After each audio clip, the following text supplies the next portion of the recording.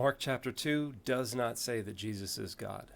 Hey everybody, I'm Dan McClellan. I'm a scholar of the Bible and religion, and I've seen a lot of people arguing recently that the story of Jesus' healing of the paralyzed man who was let down into the house through the roof demonstrates that Jesus was claiming to be God. What's up, YouTube? Today we are looking at Dan McClellan's take on Mark 2 as he claims that Jesus never claimed to be God. And so we'll check out this story, talk a little bit about Mark and even Dan McClellan's view on who Jesus is. And so I just want to say off the jump that I do have a lot of respect for Dan in the work that he does.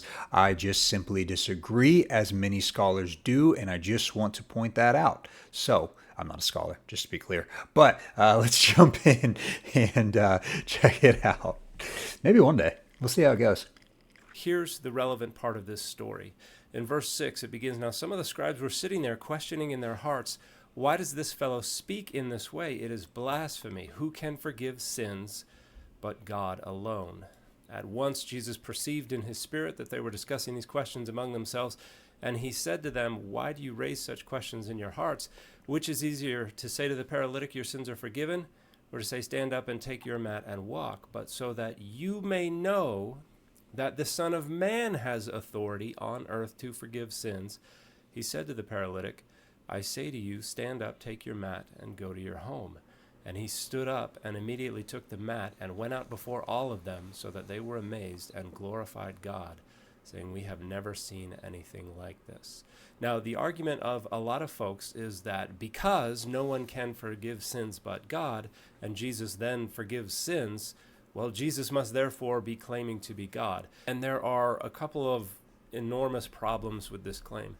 The first is that in order for that to be true, we have to just arbitrarily accept that the concern that was being expressed in the hearts of Jesus' critics was accurate, that Jesus was not correcting a misunderstanding, but was affirming the accuracy of their statement. And there are no data that support that conclusion. In fact, Jesus' response makes clear that they were wrong and that he was correcting them.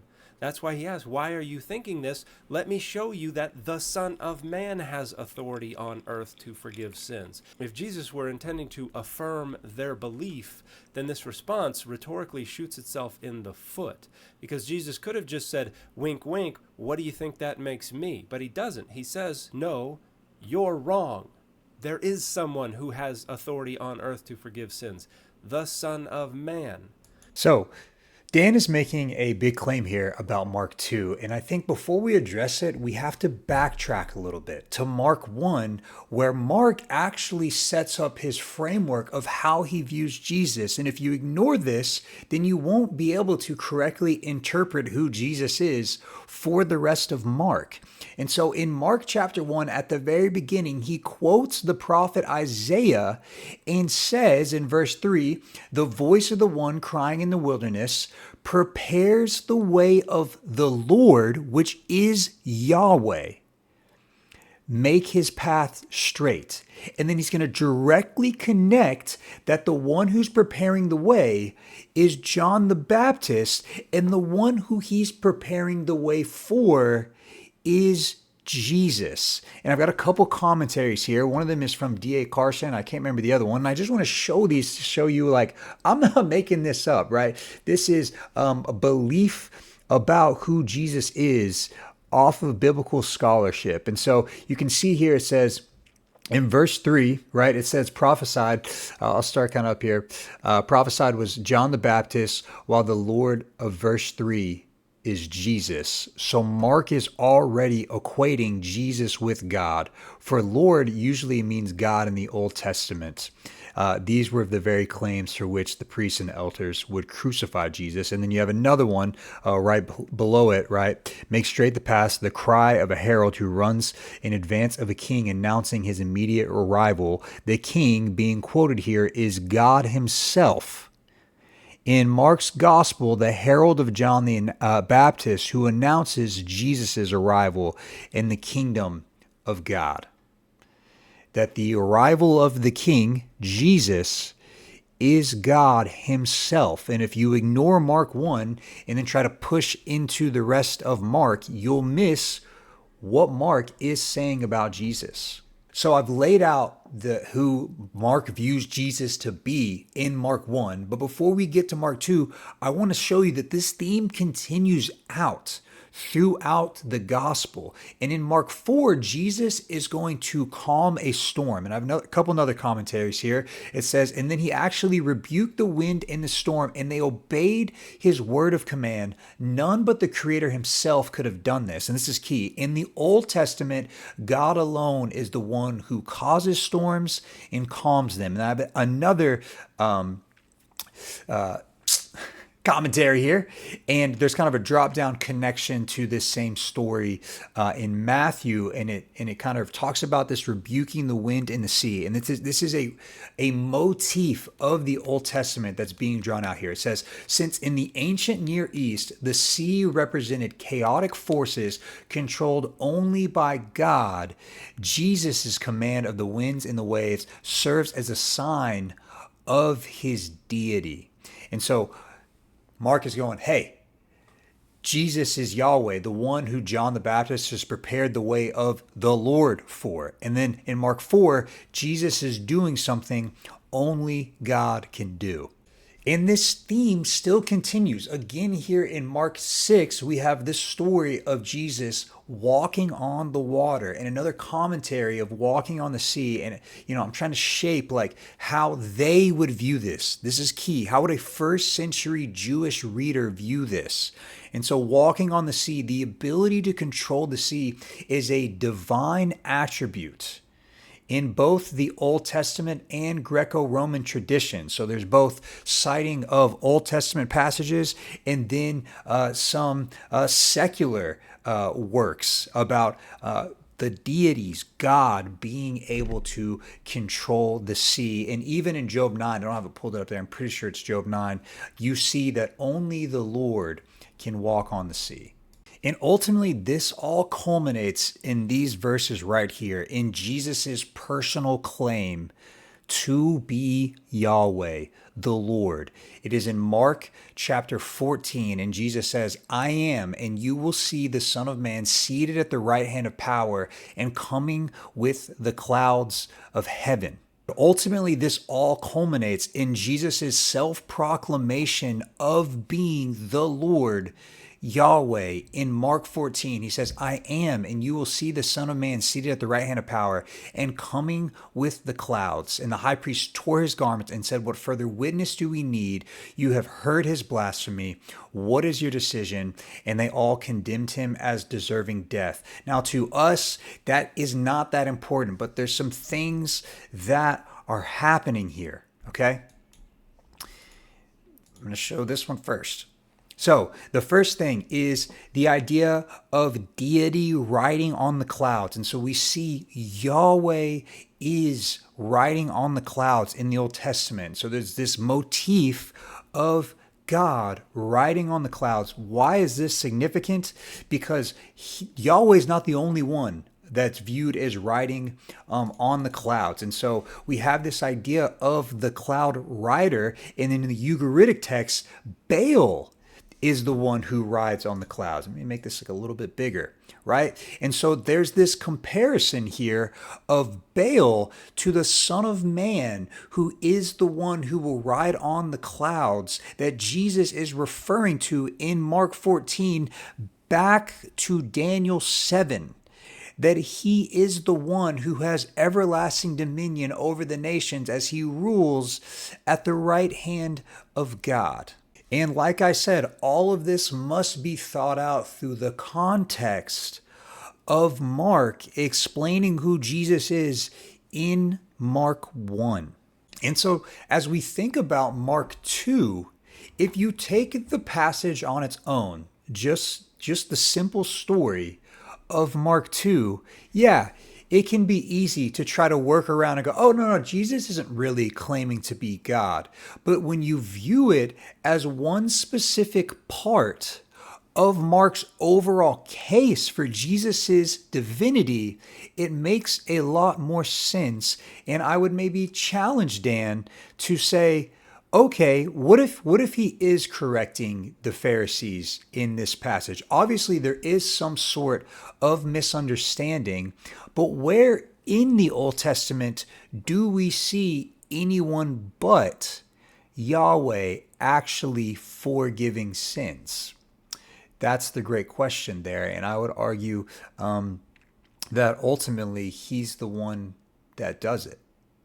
And then elsewhere in other Gospels, Jesus actually endows his disciples with the authority to forgive sins as well. That's something we see elsewhere in the New Testament. Now, I do want to point out that he has to go elsewhere, and I simply want to look at Mark and ask the question, who does Mark present Jesus as, right? The Lord. And I do think that even in those instances where he's sending out his disciples and they have the authority to forgive sins, that it's not under their authority. It's still by the authority of God. And I'm just going to be lazy here and not dive into that. If you want to look into it, you can go for it. There's plenty of commentaries about it, because I'm just presenting the case from Mark. So I'm not concerned in this video what the other Gospels are saying about Jesus. So don't judge me. And I think this is important to understanding the Christology, not just of Mark, but of the rest of the Gospels as well. Jesus nowhere is saying, I am the very God of Israel. Jesus is saying, I exercise the authority and the power of the God of Israel, and in some cases, I manifest God's presence. This is precisely how divine images function, and that's why this theoretical framework known as image Christology is gaining ground in recent years. Now, Dan has this argument of divine image bearer, and he has another video where he explains it more fully, so I'm going to play this so that I can interact with it a little bit better. Hey everybody, Jesus nowhere claims to be God in the New Testament. What Jesus claims is to be the authorized bearer of the divine name, and therefore to manifest the presence and the divinity of God, and to have the power and the authority to do what only God is supposed to be able to do. So Dan's argument is that Jesus just bears his divine name, and he kind of roots that back into a passage in Exodus. And here's the thing. So Jesus can show the presence, the divinity, the power, and the authority of God, but is not actually God himself. And here is my issue with the argument, and why myself or anything or anyone will never be able to convince Dan that Jesus is actually claiming to be God. Because no matter what you say or do, it's always boxed into, no, he's not actually God. He's just allowed to do the thing that God can do. No, he's not actually God. He's just allowed to manifest God's presence. It really reminds me of kind of the Muslim view on Jesus's crucifixion. He wasn't actually crucified. It just appears that way. And this is a very similar argument. Now, I think it's a much more well thought out argument. Don't get me wrong. I think it is well thought out. But I do have the problem with it in that it boxes you in. That you can never consider that Jesus is actually God, only that he can only do all the things that God can do, which I just have a major problem with. And I think Mark does too. Going back to Mark 1, that Jesus displays all of the authority, presence, and power of God, and yet to come to the conclusion that he's not God himself. If it talks like a duck, walks like a duck, acts like a duck, what's more reasonable? To say that it is a duck, or that it just bears the divine or the name of the duck, right? And so I don't think that I can convince Dan that Jesus isn't claiming to be God, but I'm hoping that those who are watching this video can see that the better explanation for what we are seeing in Mark is that Jesus is claiming to be God, that he does bear his divine name because it is his name. He is Yahweh. And I need to go to an Old Testament passage to show that this is biblically consistent. So way back in Genesis 19, when God takes out Sodom and Gomorrah, there is a phrase here that is extremely fascinating. It says, "Then the Lord, Yahweh, rained on Sodom and Gomorrah sulfur and fire from the Lord, Yahweh, out of heaven." What does this passage demonstrate? That there's two Yahwehs.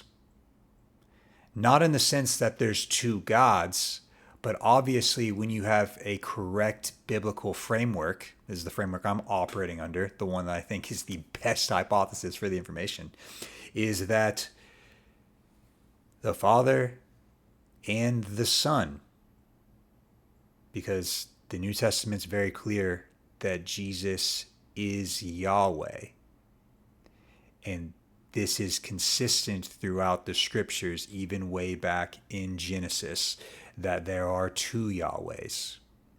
So for Mark to think that John is preparing the way for Yahweh while Yahweh is still in heaven, and yet Jesus shows up on the scene as Yahweh.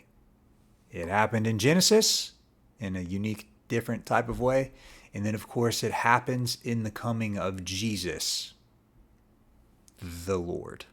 But there's one last thing that we need to address from this video, so let's take a look. For instance, a wonderful scholar who just got his PhD last year, Alexei Khadziadoniu, has been publishing work on image Christology and Paul. For instance, this open access paper, which talks about why Paul seems to represent Jesus as a divine image of God.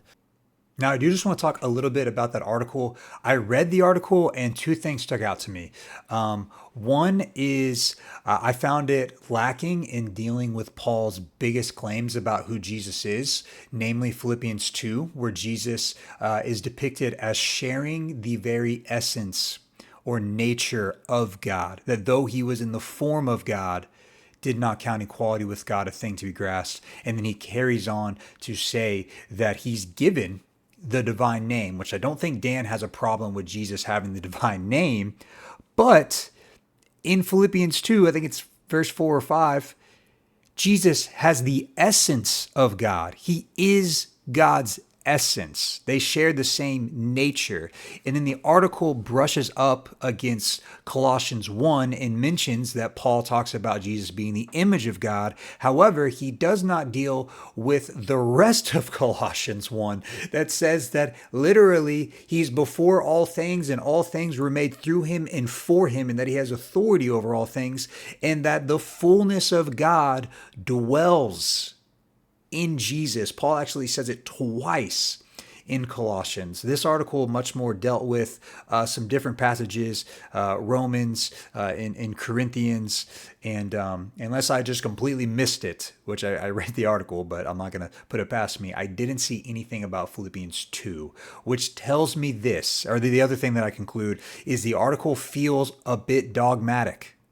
That the intention and the belief going in is that Jesus does not claim to be God, and therefore you will not find it there.